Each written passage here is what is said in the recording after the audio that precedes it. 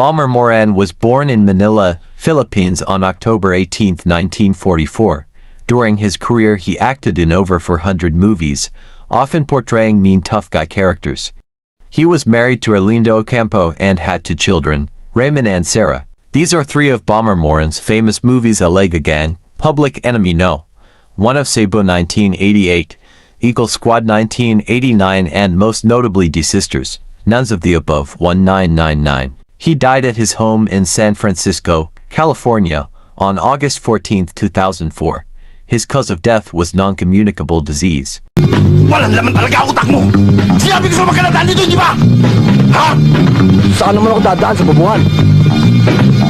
Ikaw ang subukan, ha? Aray! Aray! Aray! Ano ba atraso ko sa'yo? Ikaw wala.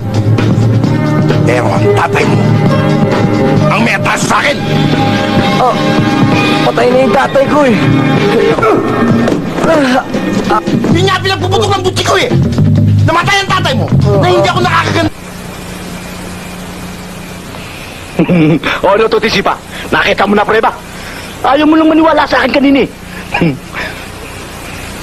Buklatin mo ang uso niyan. Bilang ko gintong ngipin yan.